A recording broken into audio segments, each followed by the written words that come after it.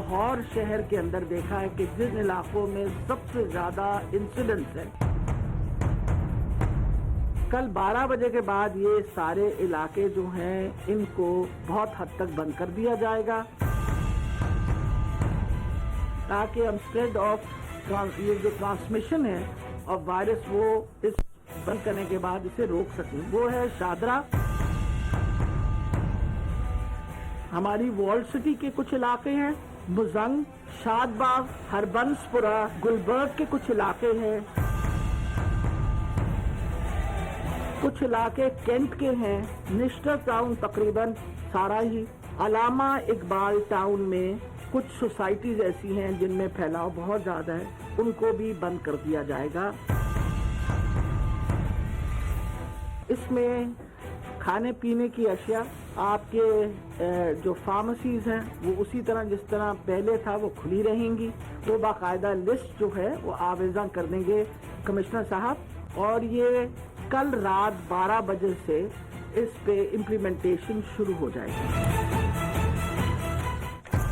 بسم اللہ الرحمن الرحیم، السلام علیکم، میں ہوں عائشہ احتشام۔ پاکستان میں اس وقت کرونا کی وبا جو ہے وہ حقیقی معنوں میں جس کو کہیں کہ بے قابو ہو چکی ہے، اور اس وبا کے بے قابو ہونے میں حکومت اور عوام سمیت ہم سب ہی ذمہ دار ہیں۔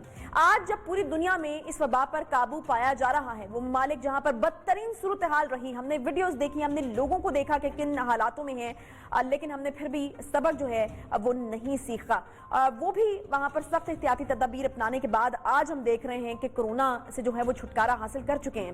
اسی دوران آج ہم اس وبا سے متاثرہ ممالک میں نمایاں رہے ہیں۔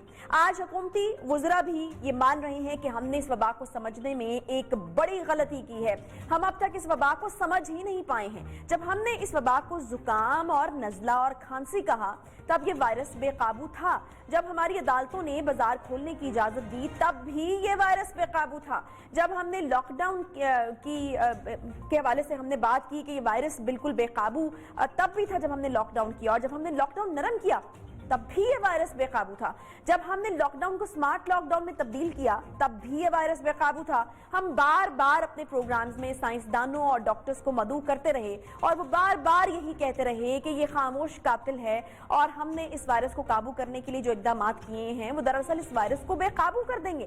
آج ہم سب اس وائرس کے بے قابو ہونے کے ذمہ دار ہیں، اور ہماری ہی ذمہ داری ہے، اور اگر ہم نے آج بھی اس کی ذمہ داری کو محسوس نہ کیا اور احتیاط میں سختی نہ برتی تو پھر شاید آنے والی صورتحال جو ہے وہ مزید بھیانک ہو سکتی ہے۔ اس وقت ملک بھر میں اگر ہم آپ کو بتائیں تو تقریباً 20 شہر ایسے ہیں جس کو کرونا کا ہاٹ سپاٹ قرار دیا جا رہا ہے، اور اب حکومت کی جانب سے نئی حکمت عملی اپنائی گئی ہے، اور کہا یہ جا رہا ہے کہ ٹیسٹ، ٹریک اینڈ کرنٹینہ کی جو پالیسی ہے اس کو اپنایا جائے گا۔ کئی شہروں کے وہ علاقے جہاں پر وائرس کا کلسٹر موجود ہے، اور یہ چیز سامنے آئی ہے کہ وہاں پر مریضوں کی تعداد بہت زیادہ ہے، اور اگر وہاں سے لوگوں کی نقل و حرکت ہوتی ہے تو یہ وائرس مزید پھیلنے کا اندیشہ ہے، ان جگہوں کو جو ہے وہ سیل کیا جائے گا۔ یہ ایک نئی حکمت عملی ہے، اب یہ کتنی کارگر ثابت ہوتی ہے یہ تو کوئی نہیں بتا سکتا، اور ان مخصوص علاقوں میں آج رات سے 2 ہفتوں کے لیے لاک ڈاؤن کا اعلان بھی کر دیا گیا ہے۔ کہا یہ جا رہا ہے کہ لاک ڈاؤن جو ہے وہ کافی سخت قسم کا لاک ڈاؤن ہوگا،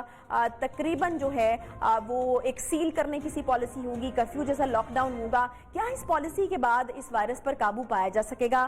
کیا ہم مزید تباہی اور بربادی سے بچ پائیں گے؟ آج اسی پر بات کرنے کے لیے جو ہے وہ ہم تمام صوبوں کے جو ترجمان ہیں ان کو ہم نے بالکل مدعو کیا، اور اس کے اوپر بات کریں گے۔ مہمانوں کا تعارف بھی بالکل میں آپ سے کراتی ہوں، لیکن سب سے پہلے میں امپیریل کالج لندن کا ایک سروے انہوں نے کیا، الگورتھم منصوبے کے تحت تخمینوں کی ایک رپورٹ جو ہے وہ انہوں نے مرتب کی، اور اس میں جو فیکٹس اینڈ فگرز ہیں وہ بڑے ہی خطرناک قسم کے فیکٹس اینڈ فگرز ہیں۔ وہ یہ کہتے ہیں جی، ان کا جو اندازہ ہے، جو تخمینہ انہوں نے لگایا اور جو رپورٹ انہوں نے مرتب کی ہے، وہ یہ کہتے ہیں جی کہ پاکستان میں ایک دن میں کم از کم 80,000 سے 1.5 لاکھ افراد جو ہیں وہ اس کے باعث زندگی سے ہاتھ دھو بیٹھیں گے، اور یہ بہت ہی بڑا فگر انہوں نے کوٹ کر دیا، اور اس کا ٹائم پیریڈ جو وہ بتا رہے ہیں کہ اگست کے وسط میں ان کو یہ چیزیں ہوتی ہوئی نظر آ رہی ہیں۔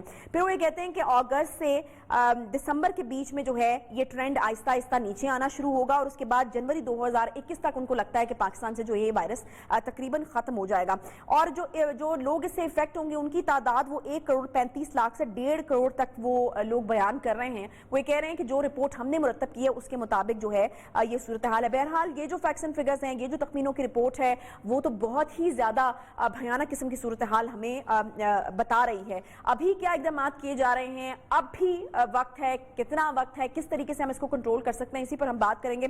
सबसे पहले तर्जुमान पंजाब हुकूमत, बिकॉज लाहौर में आज लाहौर के हवाले से बड़ा ही इंपॉर्टेंट फैसला हो चुका है कि लाहौर के जो कुछ इलाके हैं उनको सील कर दिया जाएगा। तो शौकत बसरा साहब जो हैं वो पंजाब की तर्जुमानी करने के लिए हमारे साथ यहाँ पर मौजूद हैं। बहुत शुक्रिया शौकत बसरा साहब।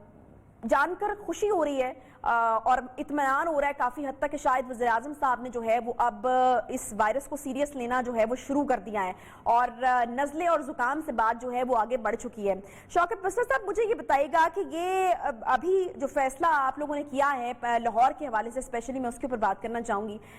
ये जो टारगेटेड किस्म का लॉकडाउन है कि कुछ इलाकों के ऊपर लॉकडाउन लगाया जाएगा और वहाँ पर जो है वो लॉकडाउन किया जाएगा और बाकी इलाकों को छोड़ दिया जाएगा बिकॉज आप पूरी तरह से जो एक्टिविटी है उसको बंद नहीं करना चाहते।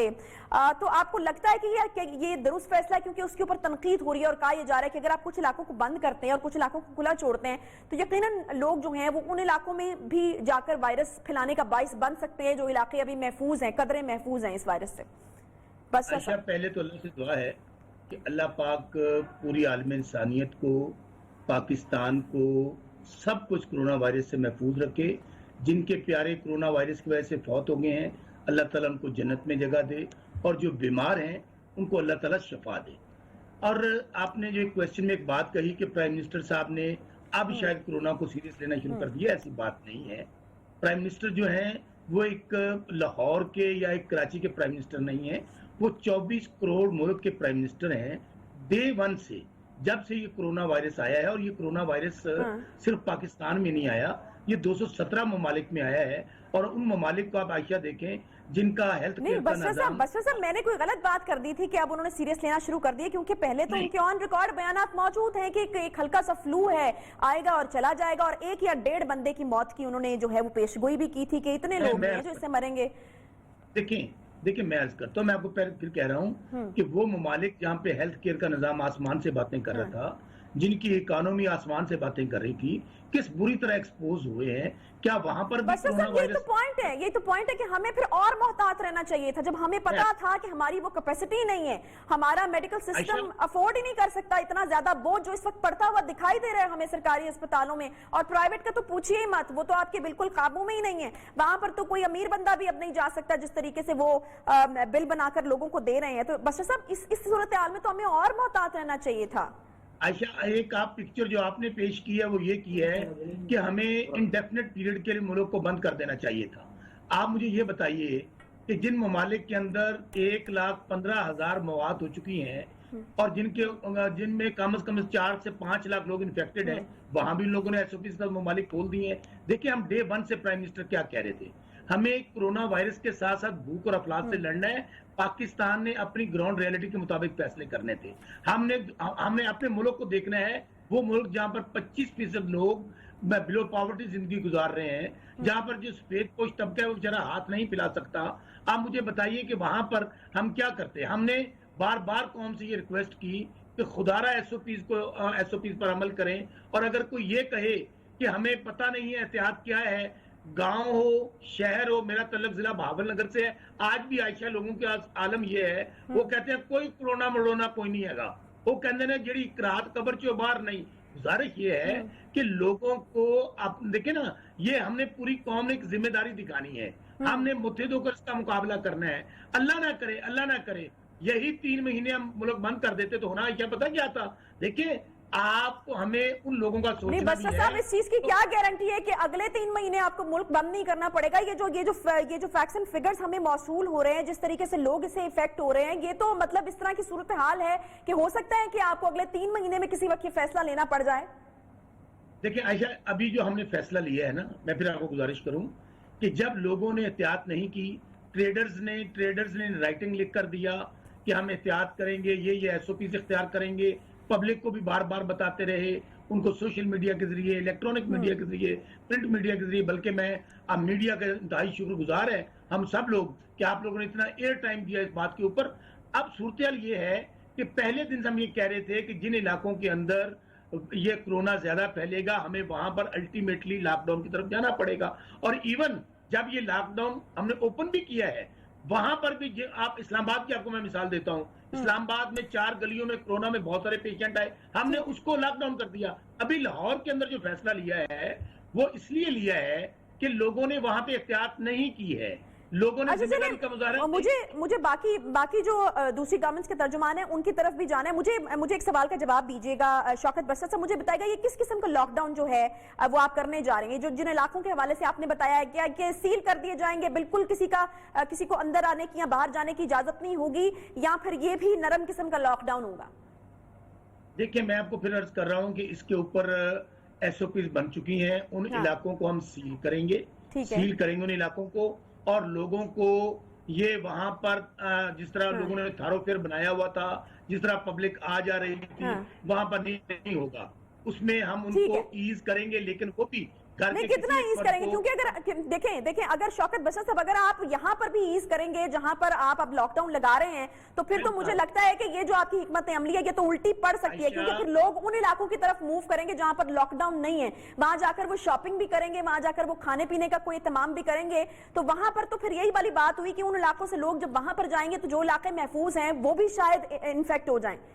عائشہ ہو سکتا ہے آپ کو سوال کی ضرورت نہ پڑتی اگر میرا جواب پورا نہیں دیتی. میں آپ کو یہ گزارش کر رہا ہوں وہاں پر ہم لوگ جہاں پہ لاک ڈاؤن کرنے جا رہے ہیں وہاں پر ہم گھروں کے اندر ہر کسی کو یہ انفارمیشن پاس آن کریں گے کہ وہ اگر ضرورت کی چیز خریدنے کے لیے کوئی جانا چاہتا ہے تو وہ جا سکے گا, وہ بھی ایک محدود ٹائم کے لیے, اور وہ سارا خاندان نہیں جا سکے گا شاپنگ کے لیے, ساری فیملی نہیں جا سکتی بازاروں میں. وہاں پر ایک ان کا فرد جائے اور گھر کی چیزیں لے کر آئے, اور وہ بھی ماسک کے ساتھ نکلے, ماسک کے ساتھ واپس آئے. اس طرح کہ ہم یہ دیکھیں آپ جو کہہ رہی ہیں وہ کرفیو تو ہم ابھی نہیں لگانے جا رہے, ہم لاک ڈاؤن کرنے جا رہے ہیں. اور لاک ڈاؤن بھی وہی میں پھر کہہ رہا ہوں that will be a smart lockdown. Smart lockdown میں یہ ہوگا کہ ہم بالکل مکمل طور پر سیل یہ نہیں کر دیں گے کہ ان کا نکلنا باہر بند کر دیں گے, ہم آنا جانا یہ ضرور ہوگا باہر تک کوئی آدمی وہاں پہ نہیں آئے گا, اس میں بھی تھوڑی بہت نرمی رہے گی. ٹھیک ہے, مرتضی وہاب صاحب ترجمان سندھ حکومت میرے ساتھ موجود ہیں, اور ان کا جو موقف ہے یہ ہمیشہ سے ہی مختلف رہا ہے وفاق سے, یا پنجاب کی حکومت سے ان کا موقف مختلف رہا ہے, اور آج بھی جو تجویز سندھ حکومت کی طرف سے آئی ہے وہ یہی ہے کہ جو کرفیو جیسا لاک ڈاؤن ہے اس کو پورے ملک میں نافذ کر دیا جائے. بہت شکریہ مرتضی وہاب صاحب پروگرام میں جوائن کرنے کے لیے. موجودہ صورتحال کو دیکھتے ہوئے اب سندھ کیا فیصلہ کرنے جا رہا ہے؟ کیا انتظار کیا جائے گا کہ جو وفاق فیصلہ کرے اس کے مطابق چیزیں ہوں گی, یا پھر جو مشورہ آپ نے دیا تھا اس کے اوپر آپ پہلے تو عمل نہیں کرا پائے کہ پورے ملک میں جو ہے اس کو لاک ڈاؤن کیا جائے, کم از کم سندھ کی حد تک کوئی اس طرح کا فیصلہ ہونے جا رہا ہے؟ جی بسم اللہ الرحمن الرحیم. دیکھیے جو سچویشن ہے وہ بڑی تشویشناک ہے پاکستان بھر میں, اور آپ نے دیکھا کہ جب سے کرونا وائرس کی وبا پاکستان میں منظر عام پر آئی, پہلے دن سے سندھ گورنمنٹ نے پرائیورٹائز کیا کہ پرو ایکٹیو انداز سے کام کرنے کی ضرورت ہے تاکہ جتنی چیزوں کو آپ پریمپٹ کر سکیں وہ کر لیں, اور اسی نیت کے ساتھ ہم نے لاک ڈاؤن کرنے کا فیصلہ کیا تھا. لیکن انفارچونیٹلی اس وقت پی ٹی آئی نے یا وفاقی حکومت نے ہماری بات سے اتفاق نہیں کیا, جس کا نتیجہ آج آپ دیکھ سکتے ہیں کہ ملک بھر میں کس طریقے سے کرونا وائرس کے کیسز میں اضافہ ہوا ہے, اموات میں اضافہ ہوا ہے. اب چونکہ یہ فیصلہ پیپلز پارٹی نہیں کر رہی اسمارٹ لاک ڈاؤن کا یا سلیکٹو لاک ڈاؤن کا, یا سندھ حکومت نہیں کر رہی, اب اس فیصلے کی پہل چونکہ پنجاب گورنمنٹ نے کی ہے, بولدار صاحب نے کیا, اب دیکھیں فیڈرل گورنمنٹ کا اس کے اوپر کیا ریاکشن ہوتا ہے.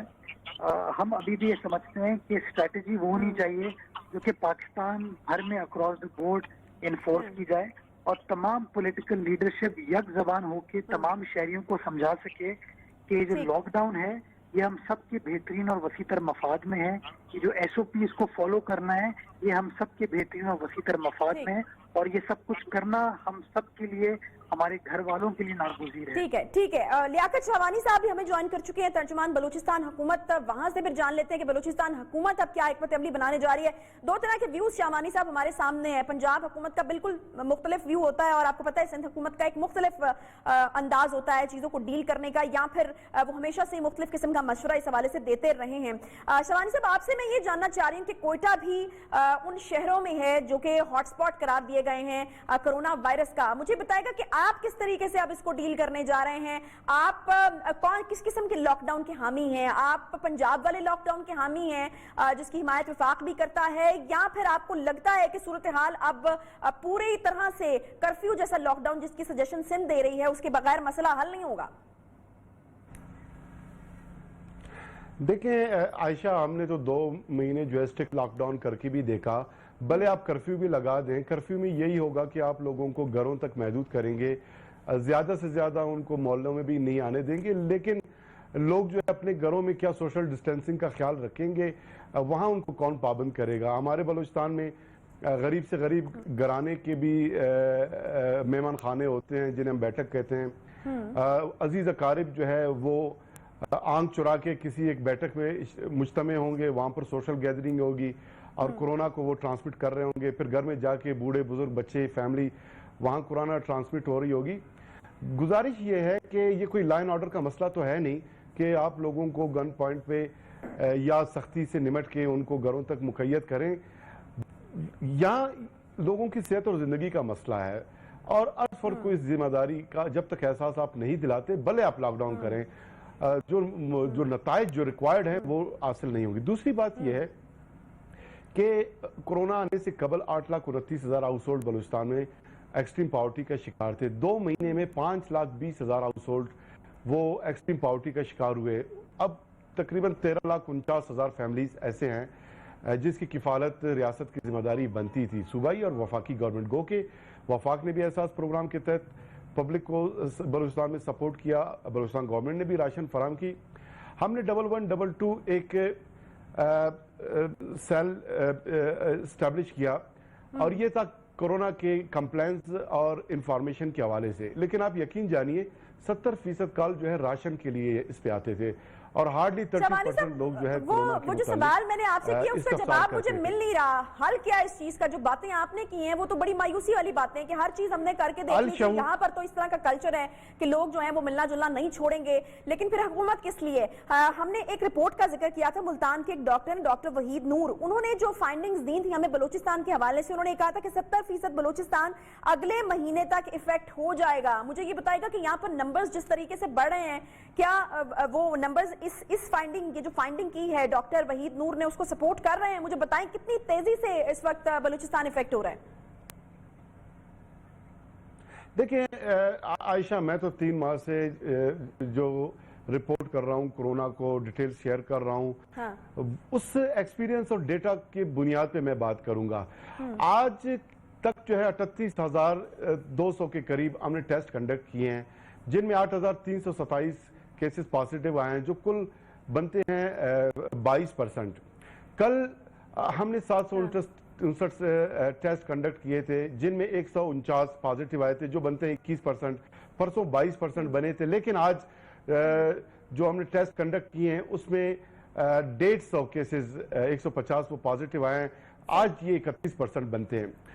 منڈے ٹو سنڈے جو ہے پورے ایک ہفتے میں کل جو ہے 1,661 کے قریب کیسز سامنے آئے تھے، اس سے جو پچھلا ہفتہ ہے اس میں 2,090 کے قریب۔ اوورآل ہمارا جو ایوریج ہے، اگر یہ تھوڑا بڑھنا بھی شروع ہو جاتی ہے تو 2,000 کا ایوریج مجھے لگتا ہے کہ ویکلی ہوگا۔ اس کو بنیاد بناتے ہوئے اگلے 6 ہفتے یعنی اینڈ آف جولائی تک مزید جو ہے 12,000 کیسز سامنے آ سکتے ہیں۔ 8,000 کیسز آ جائیں تو اینڈ آف جولائی تک 20,000 کیسز تو بن سکتے ہیں، لیکن جو 70% کا مجھے نہیں پتا ان کا بیس کیا ہے۔ ممکن ہے شاہوانی صاحب اگر یہ ٹرینڈ اسی طریقے سے چلتا رہتا ہے، اس کو ہی آپ نے جو ہے وہ ملٹیپلائی کر کے ایک فگر دیا ہے، لیکن اگر یہ ٹرینڈ اور اوپر جاتا ہے تو آپ کچھ نہیں کہہ سکتے۔ اچھا بسرا صاحب کی طرف مجھے جانا ہے، شاہوانی صاحب واپس آتی ہوں۔ ٹرینڈ نیچے بھی جا سکتی ہے۔ جی بالکل، اللہ کرے کہ ہو جائے۔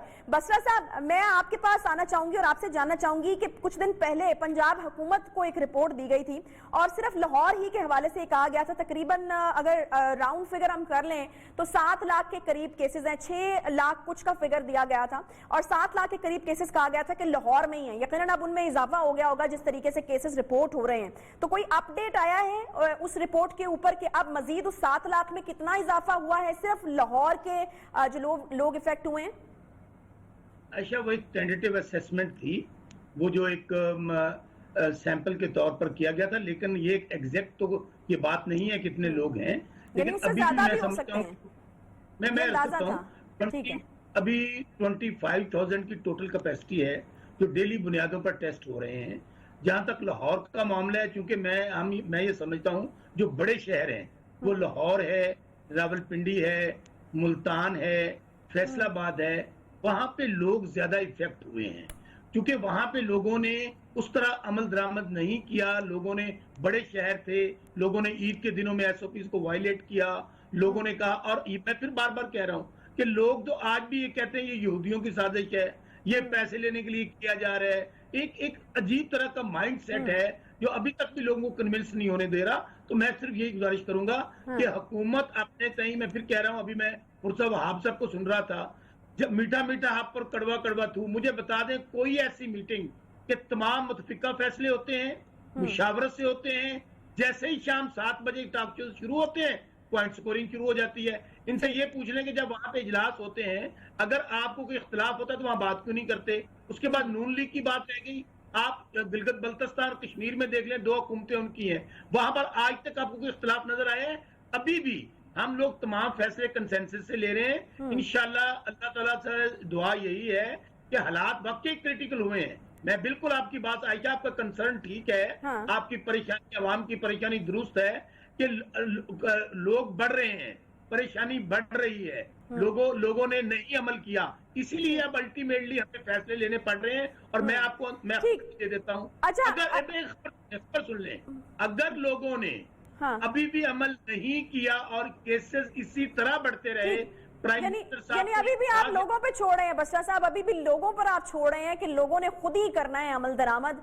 आप लोगों ने जो लॉकडाउन है वो उस तर्ज का सख्त नहीं करना है। अच्छा, मुझे मुर्तजा वहाब की तरफ जाना है और मुझे यही पूछना है, लोगों का तावन नहीं होगा हम कामयाब हो ही नहीं सकते। ठीक है, लोगों ने तावन करना है, कौम ने तावन करना है, डंडे ठीक है। एक ब्रेक मुझे लेना है। लाहौर के हवाले से फैसला हो चुका है, कौन कौन से इलाके सील हो रहे हैं और किन इलाकों में जो है वो लॉकडाउन सख्त किया जा रहा है। कल रात से उनके तो नाम भी सामने आ चुके हैं। कराची भी एक बहुत बड़ा हब है कोरोना वायरस का, वहां पर किस तरीके से यही फॉर्मूला होगा या पूरा कराची लॉकडाउन होने जा रहा है? मुर्तजा वहाब साहब से मैं वापस आके पूछूंगी। सारे मेहमान हमारे साथ ही हैं, एक छोटा सा ब्रेक लेते हैं, वापस आते हैं, साथ रहिए।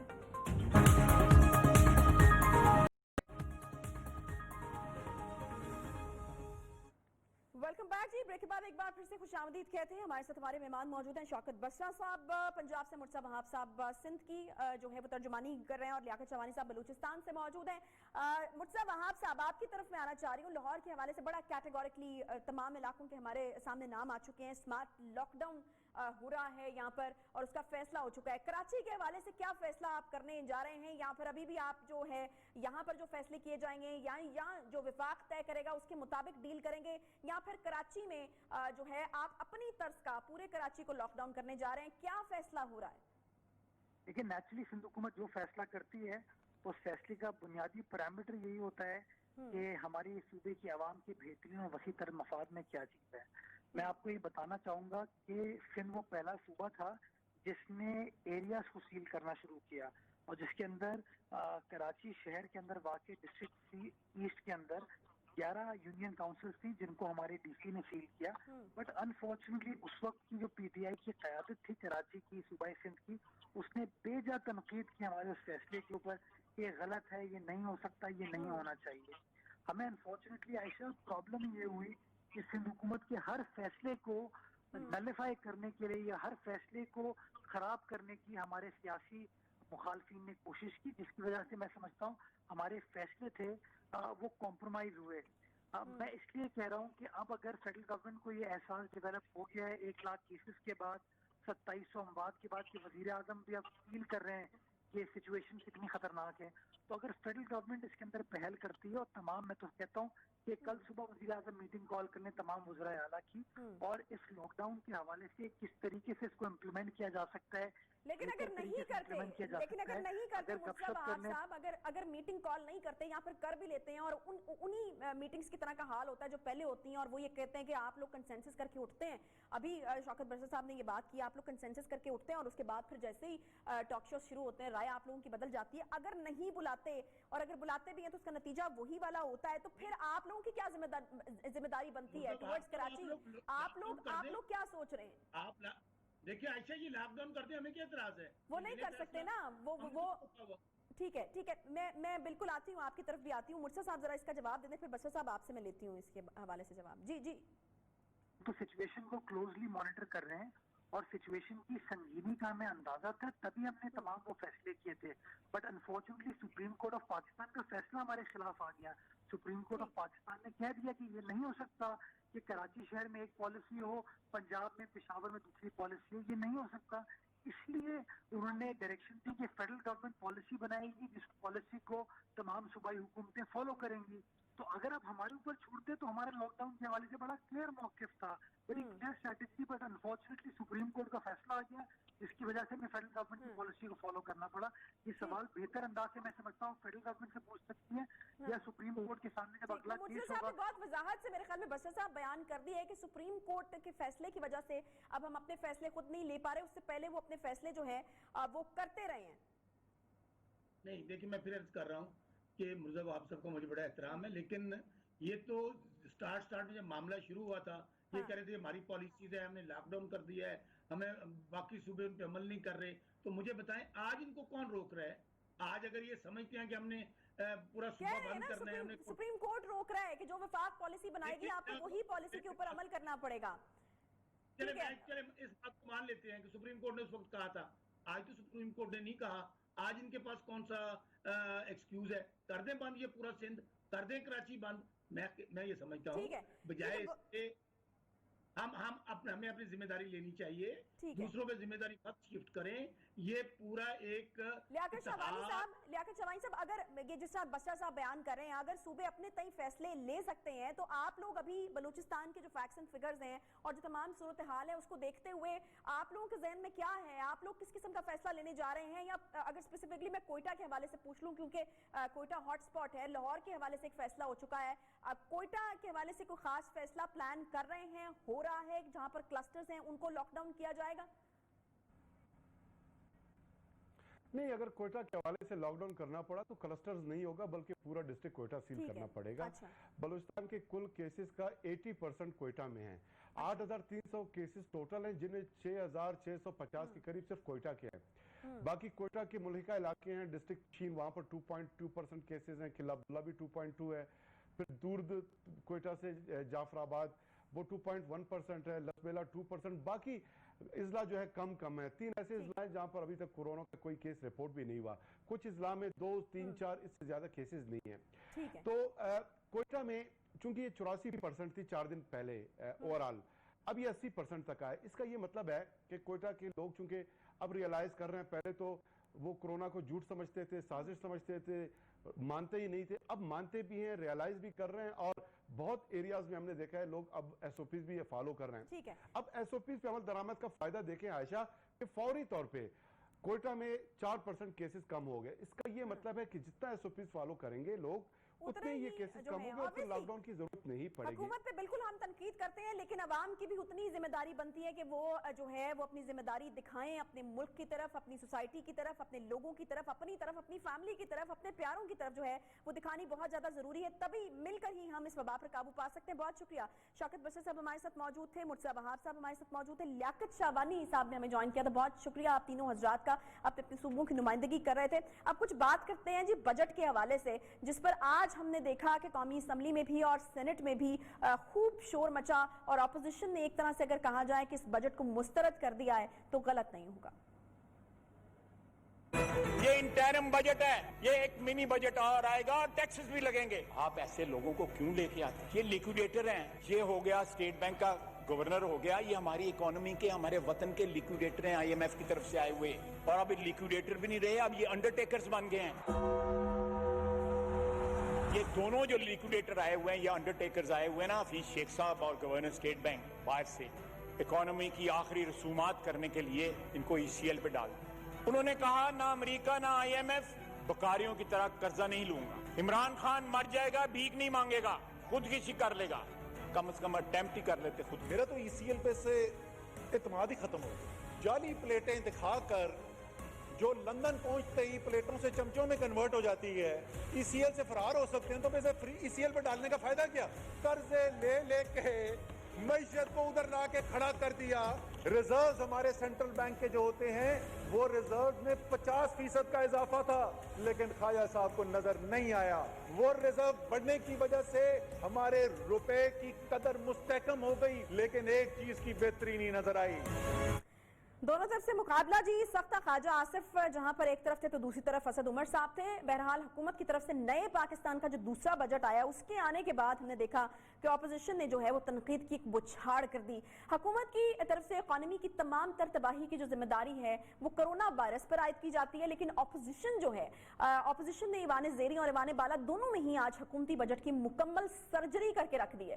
سینٹ میں آج پیپلز پارٹی کے سینئر رہنما سینیٹر رضا ربانی نے اس بجٹ کو پی ٹی آئی کی بجائے IMF کا بجٹ قرار دیا ہے۔ رضا ربانی نے یہ کہا کہ حکومت سیاسی اور معاشی خود مختاری کو اس حد تک گروی رکھوا چکی ہے کہ مالیاتی ادارے یعنی IMF کی اتنی جرت پیدا ہو گئی ہے کہ اس نے کہا کہ پاکستان میں دفاعی بجٹ کو بھی منجمد کر دیا جائے۔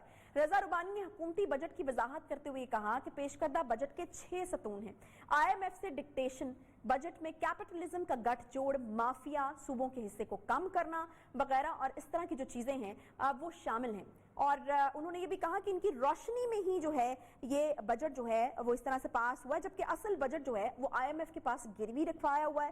مسلم لیگ نون کی جانب سے خواجہ آصف نے تو انتہائی گھمبیر قسم کی جو ہے وہ صورتحال کی طرف اشارہ کرتے ہوئے یہ مطالبہ کیا ہے کہ گورنر اسٹیٹ بینک اور جو حفیظ شیخ صاحب ہے جی مشیر خزانہ، وہ یہ کہتے ہیں کہ ان کا نام ایگزٹ کنٹرول لسٹ میں ڈال دیا جائے۔ فلاں چیزیں کرنی ہے، اگر نہیں کرو گے تو یہ اس ملک سے نہیں جاؤ۔ اور ہاٹ منی کے سارے یہاں پہ نام آئیں گے، آج نہیں آئیں گے، کل نہیں، پرسوں ترسوں کبھی تو آئیں گے، ہم پیچھا کریں گے۔ Mark my words, we have marked all those people جو کنٹینر پہ کھڑے کہتے تھے سلواریں گیلی کر دوں گا، میں رلاؤں گا ان کو۔ ساری قوم آج رو رہی ہے، ساری قوم سچا ہے، یہ وعدہ اس کا سچا تھا، میں رلاؤں گا۔ موجودہ بجٹ پر اپوزیشن اس وقت جس انداز سے تنقید کر رہی ہے، کیا اپوزیشن اس بجٹ سے بہتر بجٹ بنا سکتی تھی اور کیا موجودہ اپوزیشن کے کیے گئے مطالبات حقیقی ہیں؟ اسی بارے میں ہم بات کریں گے۔ ہمارے ساتھ اس وقت مسلم لیگ نون کے سینئر رہنما senator lieutenant general retired Abdul Qayyum صاحب موجود ہیں۔ بہت شکریہ سینیٹر صاحب پروگرام میں جوائن کرنے کے لیے۔ سینیٹر صاحب، آپ لوگ یہ کہتے ہیں کہ بڑا کنفیوژن ہے جی، حکومت جو ہے وہ بہت کنفیوز ہے، اس کو سمجھ نہیں آتی کیا کرنا ہے کیا نہیں کرنا، اسٹیٹمنٹس دیتی ہے، لیکن جس طرح کے اسٹیٹمنٹس اپوزیشن والے دے رہے ہیں سینیٹر صاحب، کیا وہ جائز ہیں؟ پہلے آپ لوگ کہتے ہیں کہ معیشت بالکل تباہ ہو کے رہ چکی ہے، پھر آپ یہ کہتے ہیں کہ اس بجٹ میں ایسا بھی ہونا چاہیے تھا، ایسا بھی ہونا چاہیے تھا، 10% تنخواہوں میں اضافہ ہونا چاہیے تھا، دفاعی بجٹ منجمد نہیں ہونا چاہیے تھا۔ تو بھائی جس صورتحال کا آپ لوگ نشاندہی کر رہے ہیں کہ تباہ ہو چکی معیشت پاکستان کی، اس میں اس سے بہتر بجٹ بن سکتا تھا؟ نہیں، لیکن آفٹر آل کسی نے تو یہ ان سے پوچھنا ہے نا کہ اس تباہی کے پیچھے جو لوگ ذمہ دار ہیں وہ کون ہیں اور ان کا احتساب کیسے ہوگا۔ آپ کو یاد ہے نا کہ 2018 میں ان کو جو معیشت کا سائز ہے وہ $315 بلین کا تھا اور آج $264 بلین کا ہے، تو یہ رفلی $51 بلین سکڑ چکی ہے، اور یہ کتنے میں؟ یہ تقریباً یہ 2 سال کے اندر، اور اس کے اندر کرونا کا حصہ تو 3 مہینوں کا ہے صرف، باقی تو سارا۔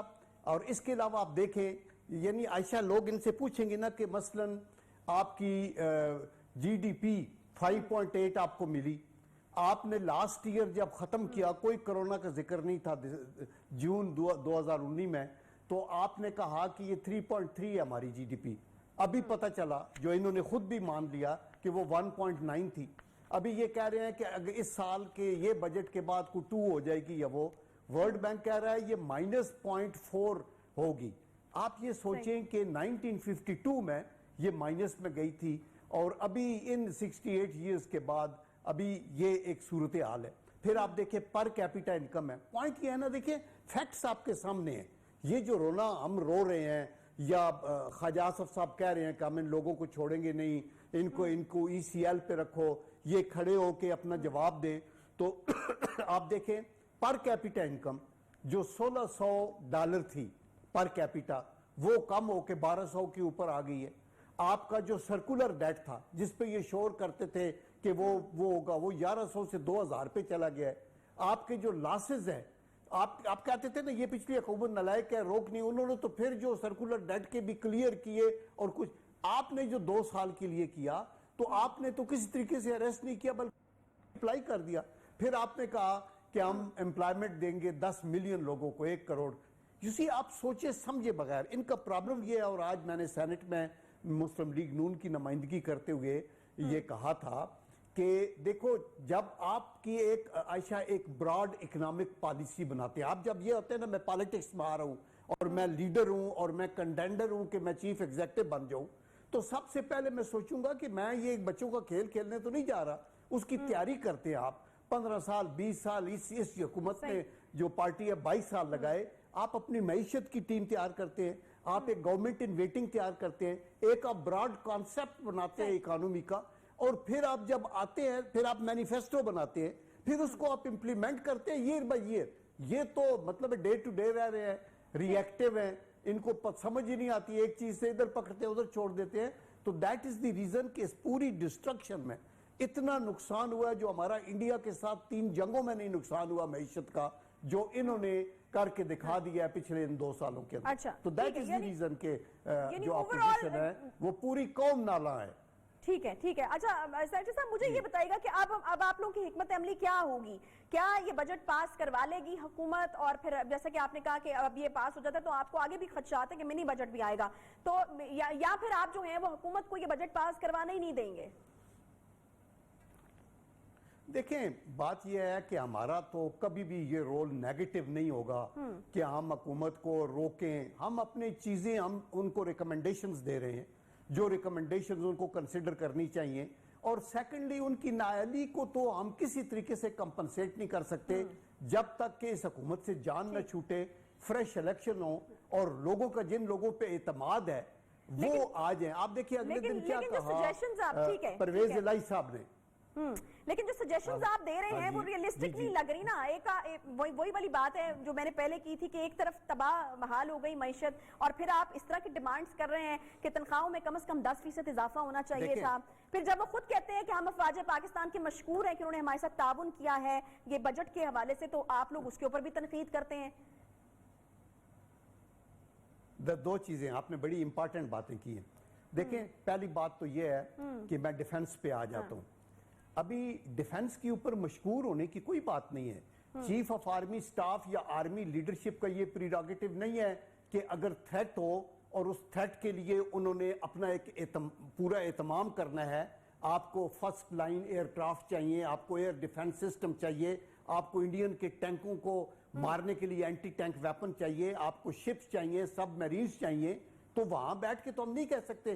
پوری دنیا کو پتا ہے کہ آپ کا اگر بجٹ 7 بارڈرز پہ چل رہی ہے اس کے لیے ہمیں زیادہ اکوپڈ ہونے کی ضرورت تھی. ٹھیک ہے, بہت شکریہ. سینیٹر عبدالقیوم صاحب ہمارے ساتھ موجود تھے, ٹائم ہمارے پاس کم تھا, مزید ہم ان سے بات کرنا چاہ رہے تھے. ایک چھوٹا سا بریک لیں گے, بریک کے بعد جب واپس آئیں گے تو پی ٹی آئی کے اندر ایک ٹینشن کی صورتحال اس وقت بن چکی ہے. عظمیٰ قاردار صاحبہ کو عہدے سے ہٹا دیا گیا ہے, کیا وجوہات ہیں اس کے پیچھے اور آخر چل کیا رہا ہے پی ٹی آئی کے اندر, کس قسم کی سٹوریز جو ہیں وہ ہمیں سننے کو مل رہی ہیں. ایک بریک کے بعد واپس آئیں گے, ساتھ رہیے. جب خان اس کے پاس جاتا ہے تو پھر کوئی اس کے ہاتھ نہیں جا سکتا, اندر کوئی نہیں جا سکتا. میں تو کسی کو کیا بھول جاؤ تو تب جاؤ, اس کے آگے تم نہیں جا سکتے. یہ خان کو کہا کہ میں آپ کی پولیٹیکل لائف میں میں پبلکلی نہیں آؤں گی, لیکن پیچھے پرائیویٹلی میں کوئین ہوں یہاں پہ. بس کبھی کہتے تمہاری میرڈ لائف میں کہتا ہے کہ جب میں گھر جاتا ہوں تو میری شکل دیکھتی ہے تو اسے پتہ لگ جاتا ہے کہ سارا دن میں کس پرابلم سے گزرا ہوں, اور پھر مجھے بھائی وہ موکل ہے. موکل کا مطلب ہے کہ وہ جن بھی ہے اس کے اندر. خود ہی پہنچ گئی ہوگی, سیالکوٹ کی ہے نا یہ, وہ سارا احمد ہے نا تمہاری فیوریٹ, وہ چائلڈ پروٹیکشن والی, یہ وہ ہے. یہ اس لیے گئی تھی کیونکہ یہ بڑی اس کی وہ پیٹ ہے نا, اس کی کیا نام ہے, پرویز کھٹر کی. تو یہ سیالکوٹ میں اس نے سی ایم کا وہ وزٹ تھا وہاں پہ چائلڈ پروٹیکشن بیورو میں, تو وہ یہ چائلڈ پروٹیکشن بیورو کی وہ ہے نا چیئر پرسن. تھوڑی احتیاط کرنی چاہیے بندہ کا اس لیول, اس پوزیشن پہ آ کے نا. You have to be careful. یاد ہے وہ ہم لوگوں کو بھی بڑا کیئرفل ہونا پڑتا تھا जब हम जाते थे खान साहब के साथ कहीं, अगर जाना था और सीएम ने वहाँ पे विजिट करनी थी, अपनी गाड़ी पे जाती और वहाँ पे जाके रिसीव कर लेती सीएम को, एनिजिली गल है। लेकिन साथ बिठा के ले जाना और करना, वो फिर पता है वो बड़े अजीब अजीब फिर मैसेज है। और ये तो हेलीकॉप्टर तो एक ऐसी चीज है ना जिसमें वो आप खुद तो नहीं जाके छलांग मार के बैठ सकते। इस वक्त सोशल मीडिया पर एक नया तनाजा उठ चुका है जी। 2 रोज कबल हुकूमती जमात की बानी रुकन उज़्मा कारदार की मुबैना ऑडियो लीक सामने आने के बाद पंजाब हुकूमत में काफी हलचल हुई, जिसके बाद आज खबर ये सामने आई कि उज़्मा कारदार साहिबा के खिलाफ एक्शन जो है वो लिया जा चुका और अब उज़्मा कारदार हुकूमत पंजाब की तर्जुमान नहीं रही हैं। इस ऑडियो लीक में वज़ीर-ए-आज़म हाउस से लेकर वज़ीर-ए-आला पंजाब हाउस के बारे में कई ऐसी बातें सामने आई जिन्हें इंतहाई खतरनाक समझा जा रहा है। इससे कबल भी कई बार ये सवालात सामने आते रहे हैं कि वज़ीर-ए-आज़म हाउस में फैसलों पर कोई और शख्सियत असरअंदाज होती रही है और उज़्मा कारदार ने भी इसी तरह की मुबैना तौर पर जो बातें की हैं जिनसे ये सवाल एक बार फिर से उठा है। जबकि फयाजुल हसन चौहान और दीगर पीटीआई की खवातीन अरकान के बारे में भी ऐसी बातें सामने आई हैं जिससे कई तनाजात उठ चुके हैं। अगर देखा जाए तो ये ऑडियो लीक इस वक्त हुकूमती अरकान की ज़हनी कैफियत का भी पता देती है कि अरकान असम्बली की इस वक्त मुकम्मल तवज्जो जो है वो अवामी मसाइल पर है या फिर ताकत के हसूल के लिए सब में रस्साकशी हो रही है और एक दूसरे पर सबकत ले जाने के लिए वो कुछ भी करने को तैयार है। ये ऑडियो लीक कहां से हुई और इसके पीछे असल मकासद हैं क्या?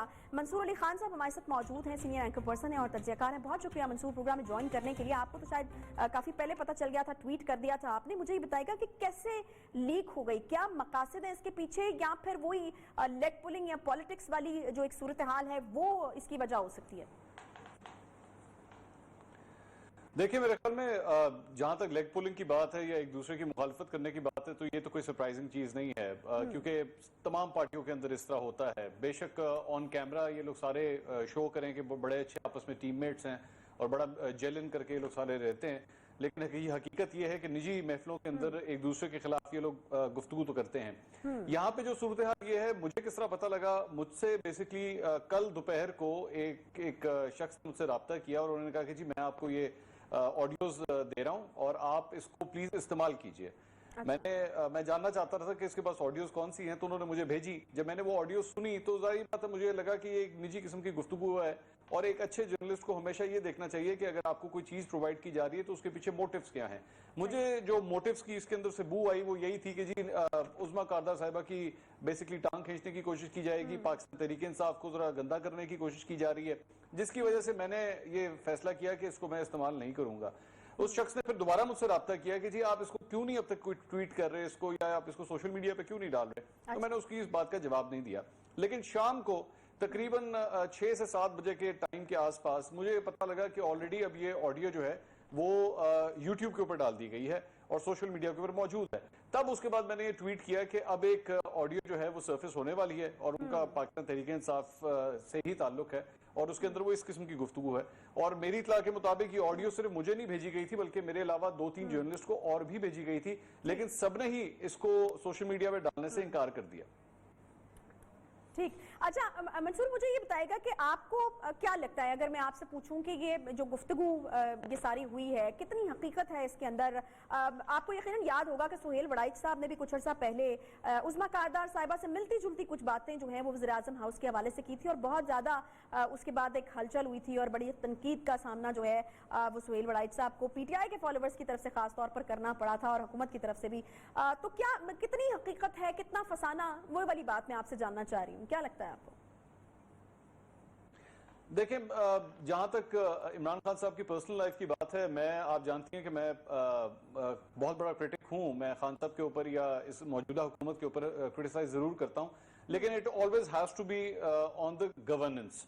मैं उनकी पर्सनल लाइफ में उनका या उनकी वाइफ का क्या रोल है, उनके रिलेशनशिप्स किस तरह हैं, उन्होंने पार्टी लाइंस को कहां पे ड्रॉ किया हुआ है, मैं उसके ऊपर कमेंट नहीं करना चाहूंगा। लेकिन ऑब्वियसली ये उज़्मा कारदार अलेजिडली अगर उज़्मा कारदार साहिबा की इस चीज के लिए फोर्स नहीं किया जाएगा। बात जो उज़्मा कारदार साहिबा ने की है वो ये कि जो मुल्क के लिए फैसले किए जाते हैं उसके ऊपर असरअंदाज होता है कोई वज़ीर-ए-आज़म हाउस से, तो जब अवाम के लिए जो फैसले किए जाते हैं उसके ऊपर अगर किसी के असरअंदाज होने की बात होती है तो फिर वो बात इतनी निजी रहती नहीं है। میرے خیال میں اگر تو اسپیسیفکلی صرف ایک ہسبینڈ اور وائف کے ریلیشن شپ کی بات کی جائے تو that is nothing surprising. Even میں چلے اپنی بات کر لوں, میری زندگی کے بہت بڑے بڑے فیصلے جو ہوتے ہیں اس میں میری وائف کا ایک کردار ہوتا ہے. آئی ایم شیور آپ کی زندگی کے بہت بڑے بڑے فیصلوں میں آپ کے ہسبینڈ کے جو بڑے اچھے دوست ہیں ان کا بھی کردار ہوتا ہے. تو اس میں کوئی بری بات نہیں, اگر تو ہے تو یہ تو بلکہ اچھی بات ہے کہ جو مسز خان ہیں وہ ایسا اگر کردار ادا کر رہی ہیں تو اس میں کوئی بری بات نہیں ہے. لیکن obviously اگر یہ allegedly عظمیٰ کاردار صاحبہ کی رائے ہے تو یہ ان کی رائے ہے, کیا یہ حقیقت ہے یا نہیں ہے یہ تو میاں بیوی خود ہی جان سکتے ہیں آپس میں. ٹھیک ہے, ٹھیک ہے, یعنی آپ کا یہ اندازہ ہے, آپ کو یہ لگتا ہے کہ یہ اس سے زیادہ نہیں ہے جو کہ آپ نے بیان کیا. اچھا مجھے یہ بتائے گا کہ منصور ابھی فیصلہ ہو چکا, اپنی جو اندرونی تحقیقات پی ٹی آئی نے کرنی تھی وہ کر چکی ہیں اور اس میں پھر انہوں نے جو ہے وہ عظمیٰ کاردار صاحبہ کو قصوروار مانا تو اس لیے ان کو ہٹا دیا گیا. اب دیگر وزراء کی طرح عظمیٰ کاردار صاحبہ کو بھی آگے موقع مل جائے گا, یا پھر چونکہ یہ جو چیز ہے یہ عوام سے نہیں جڑی ہوئی تو دوسرے وزراء کی طرح عظمیٰ صاحبہ واپس نہیں آئیں گی, بلکہ یہ چونکہ ایک نجی بات کی ہے انہوں نے تو آپ کو لگتا ہے کہ اب واپسی کا کوئی چانس نہیں ہے عظمیٰ صاحبہ کا؟ عظمیٰ کاردار صاحبہ نے اب سے کچھ دیر پہلے 2-3 گھنٹے پہلے جو ہے وہ اپنے سوشل میڈیا فیس بک اکاؤنٹ کے اوپر جو ہے اپنی ایک ویڈیو بھی ڈالی ہے, تقریباً 6-6.5 منٹ کی وہ ویڈیو ہے جس کے اندر وہ بیسکلی اپنی ایکسپلینیشن دے رہی ہیں. لیکن مجھے لگتا ہے کہ بات ختم تو یہاں تک ہو جائے گی, عظمیٰ کاردار صاحبہ کو شاید پارٹی کے اندر جو ہے تھوڑا سا سائڈ لائن کر دیا جائے, لیکن یہاں پہ رکنا نہیں چاہیے. اصل بات یہ ہے کہ یہ کیا کس نے ہے, کس نے یہ ریکارڈنگ کی ہے, کس نے سوشل میڈیا کے اوپر ڈالا ہے. اور میں آپ کو یہ بھی بتا دوں کہ وہ کوئی انونیمس شخص نہیں ہے, کیونکہ جس یوٹیوب کے چینل کے اوپر ڈالا گیا ہے اس شخص نے اپنا وہاں پہ بڑا واضح طور پر اپنے 2 موبائل نمبرز لکھے ہوئے ہیں. اگر ایف آئی اے تحقیقات کرنا چاہے یا پاکستان تحریک انصاف اس کی تحقیقات کرنا چاہے تو اس کا کھرا مل سکتا ہے, اس کو ٹریس کیا جا سکتا ہے کہ کس شخص نے ریکارڈنگ کی اور کیوں سوشل میڈیا پہ ڈالا. ٹھیک ہے, بالکل بہت صحیح بات منصور آپ نے کی کہ یہ رکنا نہیں چاہیے بلکہ اس کا پتہ لگنا چاہیے, اور اگر اس کا اس لیول پر بھی پتہ نہیں لگا تو پھر تو پول کھل جائے گی پی ٹی آئی کی دور حکومت میں بنائے گئے ان سائبر قوانین کی جن کو بڑے سخت کرنے کی بات فواد چودھری کیا کرتے تھے, اور اس پہ کافی بحث و مباحثہ بھی ہوتا رہا. بہت شکریہ منصور علی خان صاحب ہمارے پروگرام میں شامل رہے, آپ کے وقت کے لیے. اس کے ساتھ ہی پروگرام کا وقت یہاں پر ختم ہوتا ہے. آپ سے انشاءاللہ ملاقات ہوگی کل, اپنا خیال رکھیے, اللہ حافظ.